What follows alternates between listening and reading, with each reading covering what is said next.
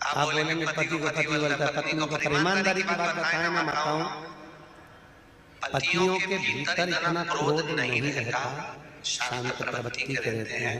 दिक्कत आप लोगों की है, जरा सी देर में तुम्हारे मन का काम नहीं हो तो तुरंत कमला देवी से बिला देवी बन जाती है।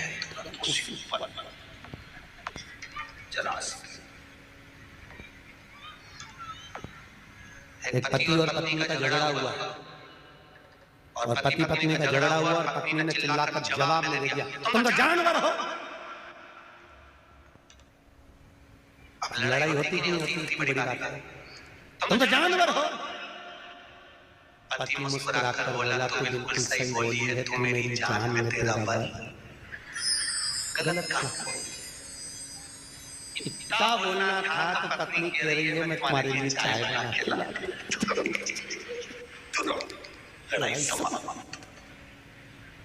क्रोध गया, क्रोध। आज हम उनके यहाँ गए थे, क्या नाम उनका, नाना भाई के यहाँ, पानी वालों के यहाँ, तो उनके यहाँ वकील साहब मिले थे। तो वकील साहब बोले, गुरुजी उनकी धर्म पत्नी आई प्रणाम करने के लिए। तो वकील साहब बोले, ये मेरी धर्म पत्नी है। हमने कहा कथा का असर हो गया। तो हमने कहा धर्म पत्नी क्यों? क्योंकि गुरुजी पहले दिन कथा से बोल रही थी, कथा में चलो, कथा में चलो, और मुझे दूसरे दिन से कथा में लेकर आई है। और आप कहते हो जो अपने पति को कथा में लेकर आ जाए वो धर्म पत्नी कहलाती है। हमने कहा बिल्कुल सत्य है, गलत नहीं है, बिल्कुल सत्य। धर्म के पथ पर चलना सिखाइए महाराज, धर्म के, धर्म के।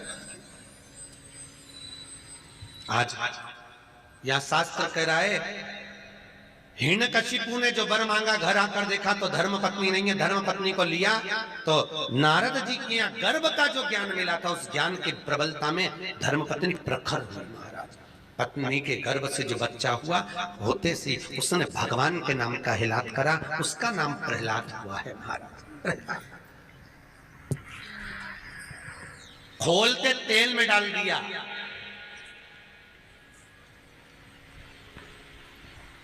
पर्वत से नीचे फिगवा दिया, समुद्र के अंदर डलवा दिया, तो भी प्रहलाद नहीं मारा।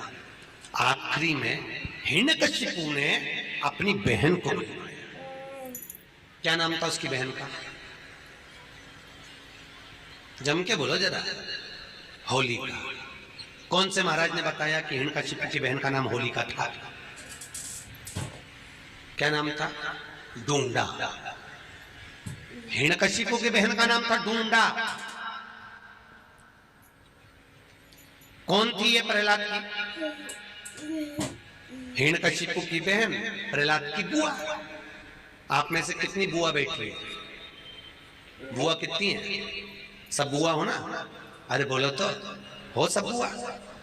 तो बुआ ऐसी होती है कि अपने भतीजे को आग लगा दे? अरे बोलो तो, होती है ऐसी? नहीं। प्रहलाद को गोदी में लेकर डूंडा बैठ गई, उसके पास ब्रह्मा जी की दी हुई एक चादर थी। हिरण्यकशिपु ने कहा इसको ओढ़ कर बैठ जाना, तू जलेगी नहीं, तेरा भतीजा जल जाएगा। डूंडा चादर ओढ़ कर बैठी, प्रहलाद को गोदी में रखा, चारों तरफ से जब आग लगी, डूंडा को लगा मेरा भतीजा जल जाएगा। डूंडा ने अपनी चादर उतार कर अपने भतीजे पे डाल दी, डूंडा खुद जल गई, अपने भतीजे को बचा लिया। ऐसी होती है बुआ जो देती है दुआ। बुआ कभी बद्दुआ नहीं देती महाराज। अगर उस दिन बुआ प्रहलाद को जला देती तो उसके बाद दुनिया में कोई भतीजा अपनी बुआ को नहीं पूछता। पर आज भी शादी में, ब्याह में, फंक्शन में सबसे पहले बुआ जी को बुलाया जाता है। आओ। बुआ को इसलिए बुलाते हैं क्योंकि उनने भतीजे की रक्षा करी थी। वो राक्षस कुल में जन्मी थी, राक्षस की बहन थी, पर मरते मरते अच्छा काम करके भगवान की होली, इसलिए हमारे यहाँ मनाई होली। परवारे करमाला वालों, तुमने तो उसका नाम ही धर दिया होली। अच्छा काम करके भगवान की होली, इसलिए हमारे यहाँ होली का त्योहार मनाया। नाम था ढूंढा। इसलिए आज भी होली में मोटे मोटे लक्कड़ ढूंढ जलाए जाते हैं, पतली लकड़ियां नहीं, मोटे लक्कड़, मोटे ढूंढ। चलिए, प्रहलाद से पूछा ये ज्ञान इसको आया कहां से? गुरु जी से पूछा इसको ज्ञान कहां से? तो ये गर्भ का ज्ञान, गर्भ का ज्ञान कोई साधारण है क्या? गर्भित ज्ञान। प्रथम ज्ञान होता है गर्भ का ज्ञान। माता कहती हैं गर्भवती नारी को भजन करना चाहिए। कथा सुन, हम एक बार पंढरपुर में कथा करने आए थे, लगभग 17-18 साल पहले की बात होगी। कथा करने के लिए आए थे, माहेश्वरी भवन में कथा थी।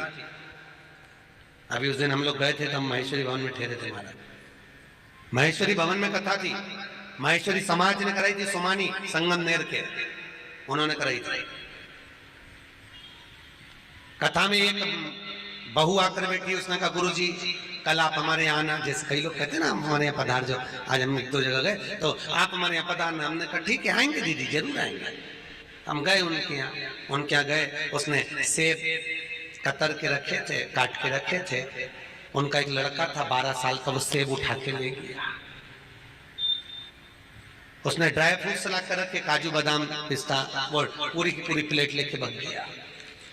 थोड़ी देर बाद उसकी माँ ने चांदी के गिलास में दूध भरकर रखा, वो गरम की गरम दूध ले जाकर गटर गटर पी गया।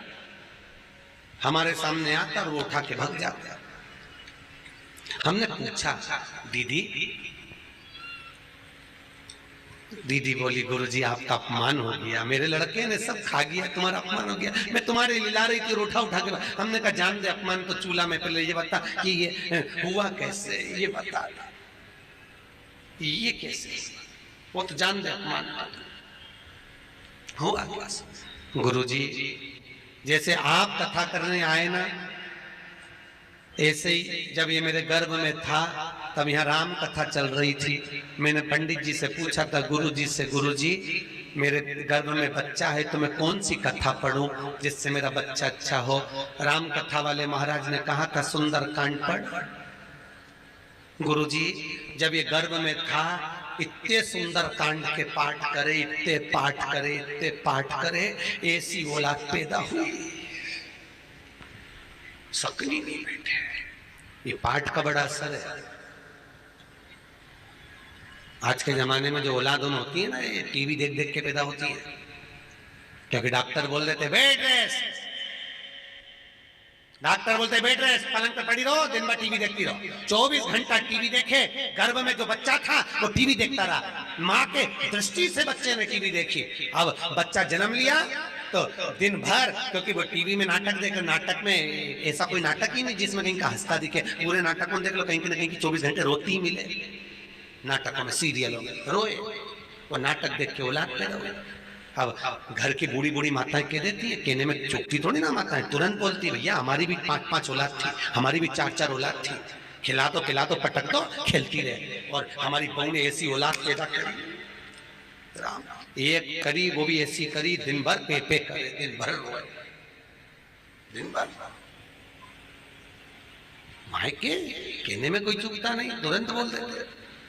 अब प्रहलाद गर्भित ज्ञान इतना प्रबल था। हिरण्यकशिपु ने पूछा क्या इस खंबे में तेरा भगवान है? हाँ खंबे में। खंबे पर गदा का प्रहार करा, टूट कर नीचे गिरा। नरसिंह भगवान प्रकट हो गए। नरसिंह भगवान प्रकट हुए और पहुंचकर हिरण्यकशिपु को पकड़कर ले जाकर देहली पर बैठकर न अंदर मारे न बाहर, देहली पर मारा, न नीचे न ऊपर, जंघा पर मारा, न अस्त्र से न शस्त्र से, नख से खाड़ा, न दिन में न रात में, शाम के समय मारा, न नर से न पशु से, नरसिंह बनकर मारा, और न 12 महीने में मरे, इसलिए एक अधिक कर अधिक मास में मारा। कौन से महीने में? अधिक मास। उधर को फाड़ दिया, आंतों को निकल कर धारण कर लिया। नरसिंह भगवान की ये यहाँ तक की कथा तो भागवत में भी लिखी है, सुनी कि नहीं सुनी? अरे बोलो तो, सुनी है ना? अब जो कथा वेद व्यास जी ने शिव महापुराण में लिखी वो आ रही है, सुनो ध्यान में। नरसिंह भगवान का क्रोध बढ़ता गया, बढ़ता गया, बढ़ता गया। इतना क्रोध, इतना क्रोध, इतना क्रोध, क्रोध बढ़ता गया, इतना क्रोध बढ़ा। नरसिंह भगवान इंद्रलोक में गए तो इंद्र का सिंहासन तोड़ दिया, ब्रह्मदेव क्या गए तो पुष्प तोड़ दिया। जहां जाते नरसिंह भगवान कुछ तोड़ फोड़ करके आते। लक्ष्मी जी भगवान शंकर के पास आई। लक्ष्मी जी ने विनती करी, नाथ मेरे पति को क्रोध आ रहा है, इनके क्रोध को शांत करिए, बहुत क्रोध है, थोड़ा क्रोध शांत करिए। शंकर भगवान मौन आनंद में विराजमान थे, स्मरण में डूबे हुए थे, भजन चित्त आनंद में कर रहे थे। आपको पहले भी कथा में कहा, राम शंकर का भजन करते हैं और शंकर राम का भजन, हरि विठ्ठल शंकर का भजन करते हैं, शंकर पांडुरंगा का भजन करते भजन डूबे। जय जय विठ्ठल विठ्ठल विठ्ठला, जय जय विठ्ठल विठ्ठल विठ्ठला, जय जय विठ्ठल विठ्ठल विठ्ठला, जय जय विठ्ठल। सब गाइए, विठ्ठल विठ्ठला, जय जय विठ्ठल विठ्ठल विठ्ठला, जय जय विठ्ठल विठ्ठल विठ्ठला, माझा विठ्ठल पांडुरंगा, माझा विठ्ठल पांडुरंगा, माझा विठ्ठल पांडुरंगा, माझा विठ्ठल पांडुरंगा, जय जय विठ्ठल विठ्ठल विठ्ठला, जय जय विठ्ठल विठ्ठला, जय जय विठ्ठल विठ्ठल विठ्ठला, जय जय विठ्ठल विठ्ठल विठ्ठला, माझा विठ्ठल पांडुरंगा, माझा विठ्ठल पांडुरंगा, माझा विठ्ठल पांडुरंगा, माझा विठ्ठल पांडुरंगा, जय हो जय हो।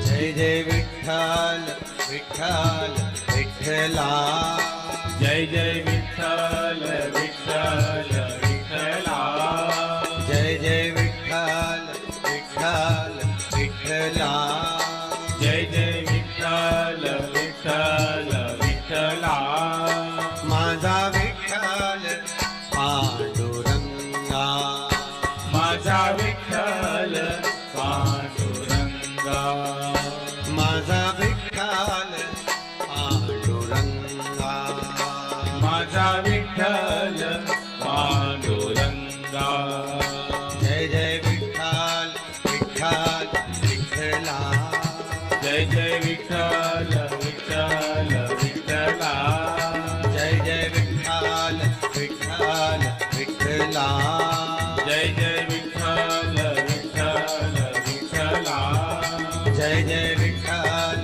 विठ्ठल विठ्ठला, जय जय विठ्ठल विठ्ठल विठ्ठला, माझा विठ्ठल पांडुरंगा, माझा विठ्ठल पांडुरंगा, ओ माझा विठ्ठल पांडुरंगा, माझा विठ्ठल पांडुरंगा, जय हो।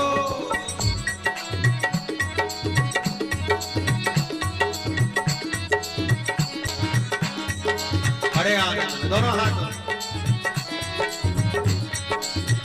जय जय विठ्ठल विठ्ठल विठ्ठला, जय जय विठ्ठल विठ्ठल विठ्ठला, जय जय विठ्ठल विठ्ठल विठ्ठला, जय जय विठ्ठल विठ्ठल विठ्ठला, माझा विठ्ठल पांडुरंगा, माझा विठ्ठल पांडुरंगा, माझा विठ्ठल पांडुरंगा, माझा विठ्ठल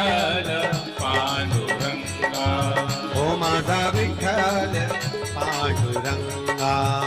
माझा विठ्ठल पांडुरंगा। बोल पंढरीनाथ भगवान की।